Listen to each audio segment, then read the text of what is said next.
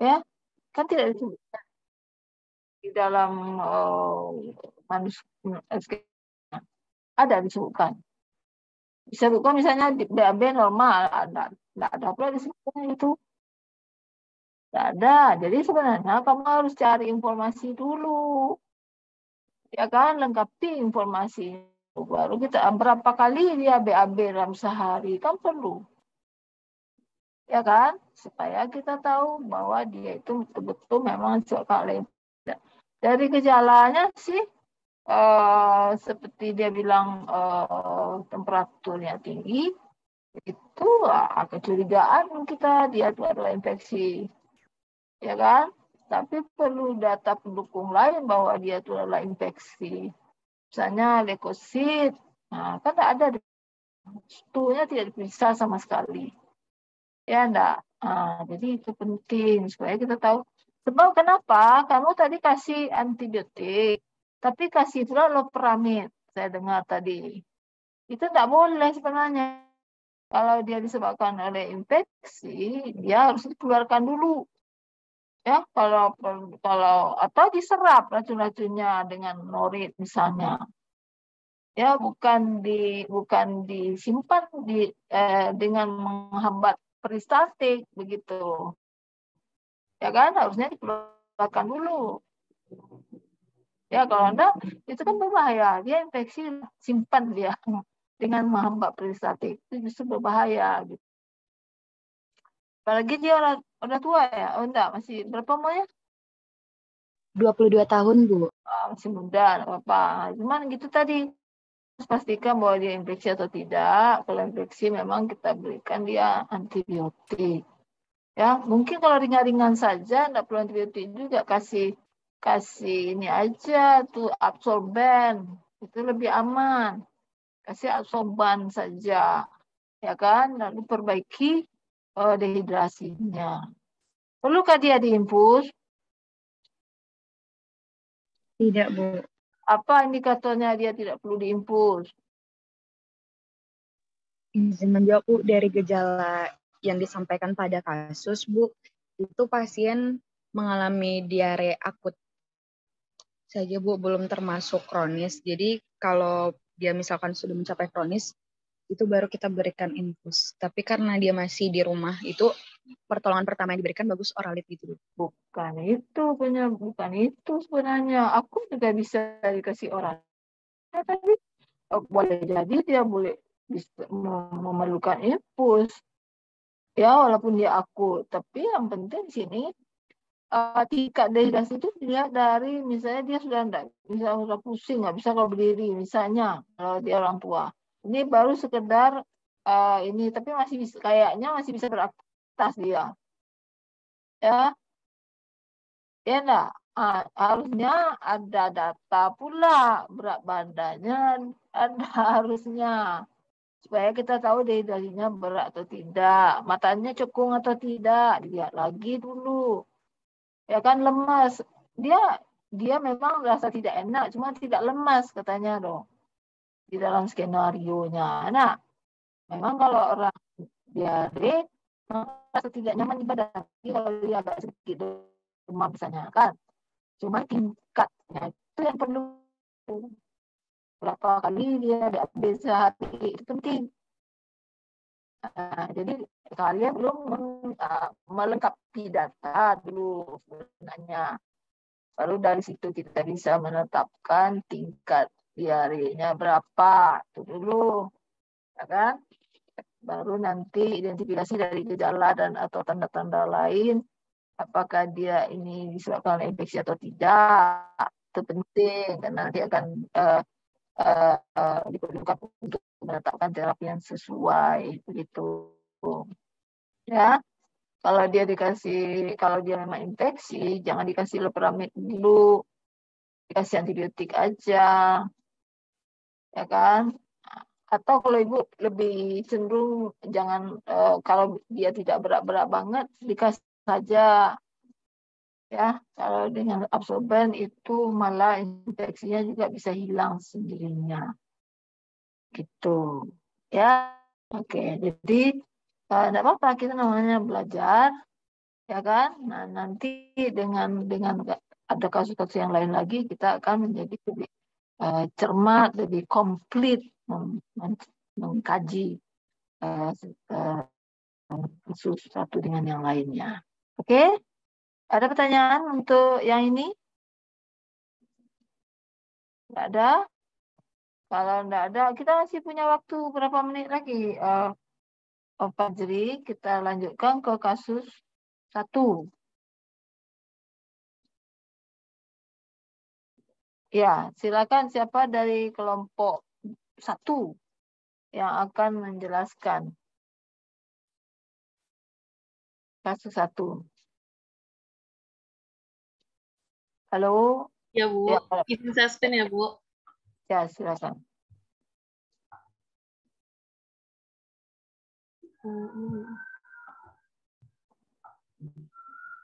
Nah, iya, Bu. Assalamualaikum warahmatullahi wabarakatuh. Perkenalkan, nama saya Kasih Permatasari, perwakilan dari kelompok 1 akan menjelaskan mengenai kasus 1. Kasusnya kan udah tahu bisa ditulis sendiri. Yang pertama, apa pendekatan umum untuk pasien ini yang harus digunakan? Menurut kelompok kami, pertama kita harus lihat dulu riwayat pengobatan dari pasiennya. Yang kedua, lihat usia pasien yang akan mengonsumsi obatnya. Yang ketiga, kita harus mengobati penyakit spesifik dari pasien tersebut. Yang keempat, jika tidak ada diagnosis yang mendasari, pilih beberapa terapi simptomatik. Yang pertama ada modifikasi diet untuk meningkatkan serat. Yang kedua ada jika tidak ada perubahan, tambahkan obat pencahar osmotik yaitu polyethylene glycol, percobaan 2-4 minggu.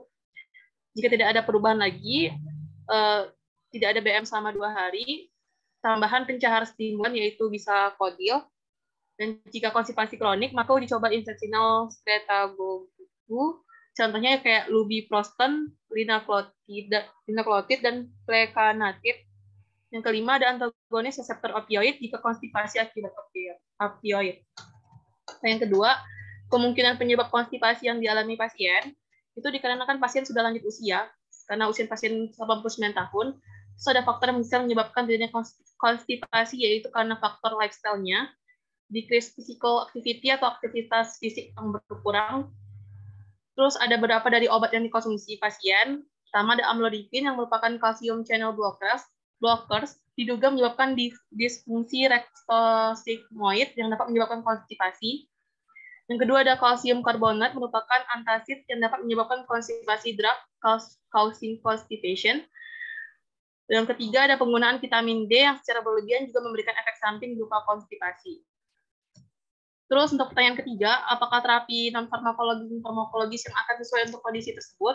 Yang pertama ada terapi non-farmakologis, minum air putih yang banyak, makan makanan yang berserat tinggi, konsumsi buah-buahan, hindari makan yang terlalu berlemak, jauhi stres karena bisa mempengaruhi sistem hormon, latihan otot rektum untuk BAB setiap hari, sebaiknya hindari minum susu sapi dalam jumlah yang banyak dan mengonsumsi probiotik karena probiotik dapat menyebabkan konstipasi. Terus untuk terapi farmakologisnya, masalah utama yang dialami pasien itu adalah kurangnya mobilitas dan polifarmasi. Yang pertama ada penggunaan obat pencahar seperti Dulcolax. Karena Dulcolax merupakan tipe pencahar stimulan, obat ini digunakan untuk memberikan rasa lega dan konstipasi yang menyakitkan. Dulcolax mengandung bahan aktif bisakodil yang merangsang kerja dari kontraksi usus besar sehingga dapat mengeluarkan feses sekaligus.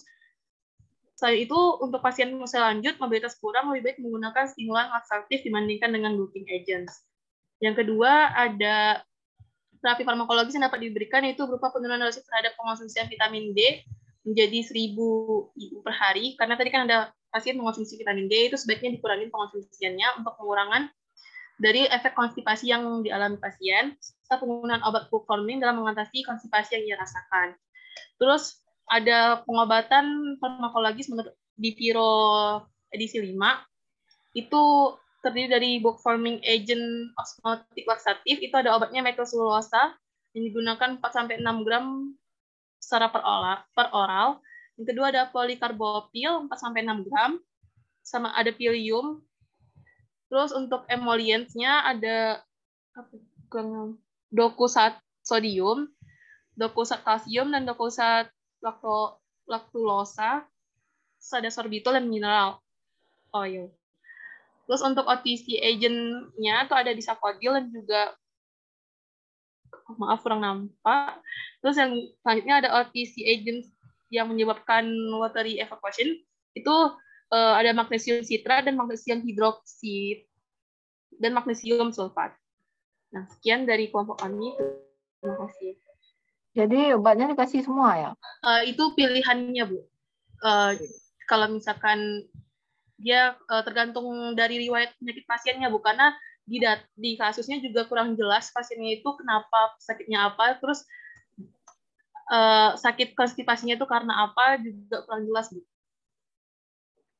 Ya, oke.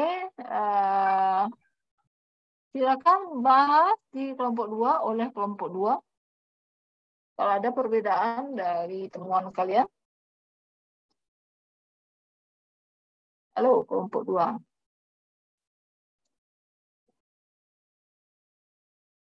Mana kelompok 2? Boleh unshare dulu yang ini kelompok 1. Biar kelompok 2 punya kesempatan mungkin share juga. Siapa di kelompok 2?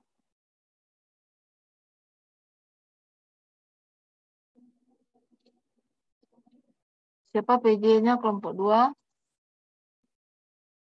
Kenapa kok diam semuanya? Iya, Bu. Ya. Izin share screen ya, Bu.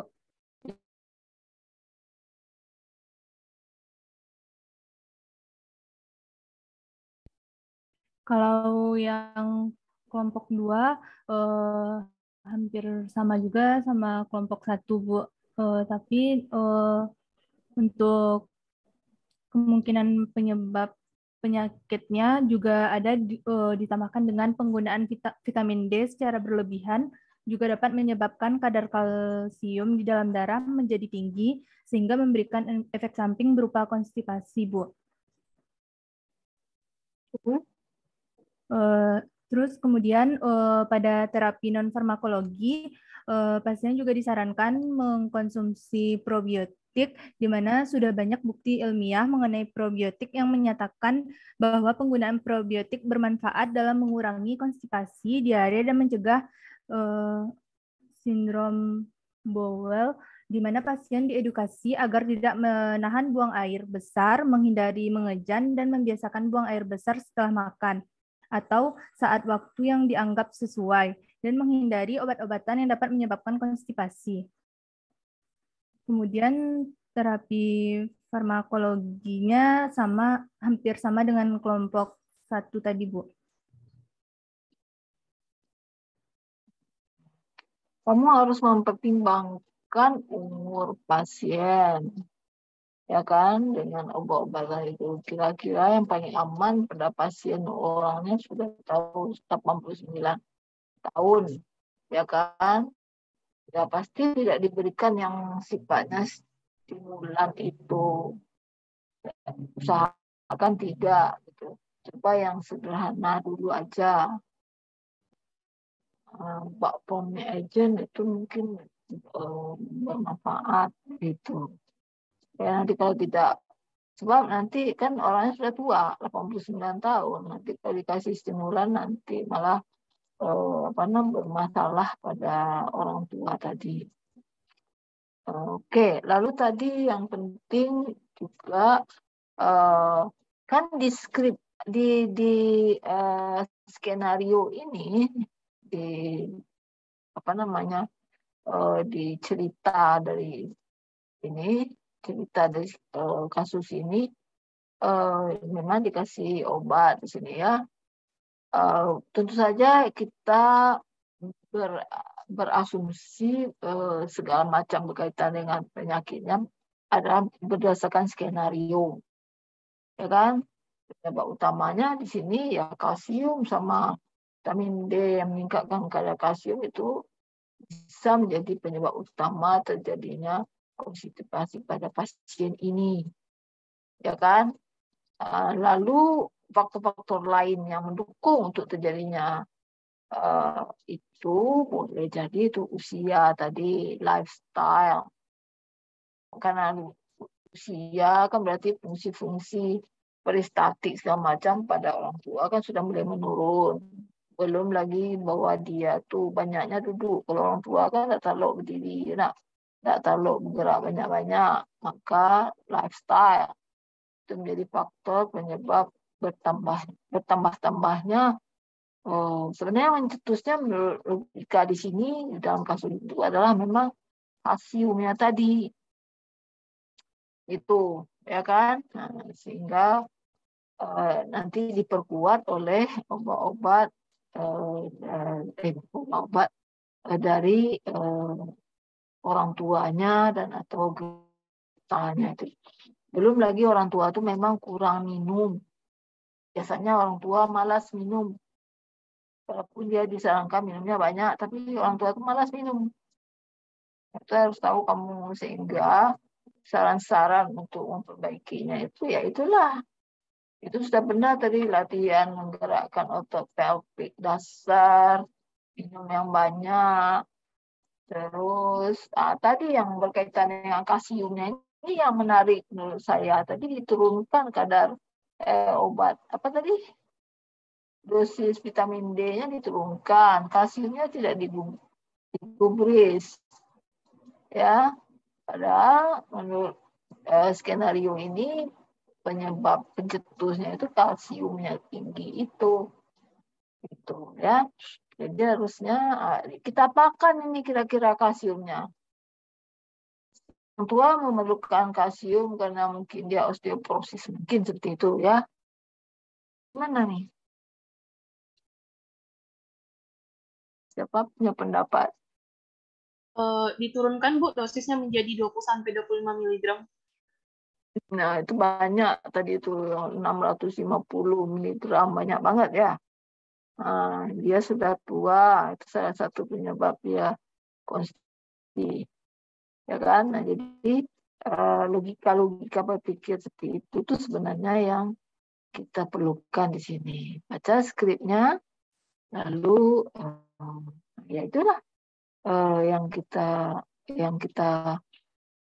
lakukan. Ya, menggali informasi apa lagi yang perlu tadi, ya kan? Untuk kita bisa menetapkan apa yang harus kita rekomendasikan kepada si pasien seperti tadi. Ya, tetap aja ada. Ya, cari informasi lebih lengkap, lalu identifikasi masalah, lalu baru diselesaikan masalahnya. Gitu ya. Selesaikan masalah secara non farmakologis dan atau farmakologis tadi. Jadi prinsipnya sudah benar nih apa yang kalian sudah katakan, tapi mungkin ada di sisi lain apa yang perlu dilengkapi gitu. Ya, oke. Jadi bab kita ada diare, ada mual muntah, ada peptic ulcer, dan tadi satu lagi GERD ya. Ya, GERD. Sebenarnya ada satu bab lagi yang perlu kita bahas, yaitu hipertensi portal. Ya kan? Dan untuk itu Ibu beri tugas pribadi aja kepada kalian. Babnya tidak banyak-banyak kok. Hipertensi portal itu. Jadi tolong buatkan summary-nya. Yang tadi yang sudah kamu tulis barusan 4 grup itu, summary-nya itu tolong dikirimkan ke Ibu. Dan sudah kamu kirim ya. Cuma 4 aja kan tugas kelompok tuh. Dan lalu sudah ada di dalam iLearn itu tempatnya. Tinggal tuliskan nama kalian di dalam kelompok itu. Lalu untuk hipertensi portal itu dikirim ke iLearn, nanti Ibu masuk buatkan slotnya ya. Kamu punya banyak waktu untuk sebelum semester. Sekarang baru tanggal 17, ujian kita tanggal 3, jadi masih panjang banget itu waktunya. Nah, tolong dibuatkan hipertensi portal itu summary-nya dan kirim ke iLearn, dan itu menjadi materi untuk ujian. Oke, jadi kira-kira itu materi kita untuk ujian semester depan, semester ini. Kalau ada pertanyaan di sini silakan, masih ada waktu sedikit lagi. Ada si bapak-bapak mau Jumatan ya kayaknya ya. Nah, oke, kalau begitu kita tunjukkan saja waktu kita. Mudah-mudahan kalian mendapat manfaat dari kuliah FT1. Ini FT1 ini. Tentu saja ke depannya belajar lebih teliti lagi, ya kan? Lalu selamat bekerja dan belajar untuk persiapan ujian semester. Mudah-mudahan hasilnya memuaskan. Tak ada yang kurang dalam kuliah kita. Minta maaf dan sampai jumpa. Assalamualaikum. Waalaikumsalam warahmatullahi wabarakatuh. Salam, Bu. Salam, Bu. Oke.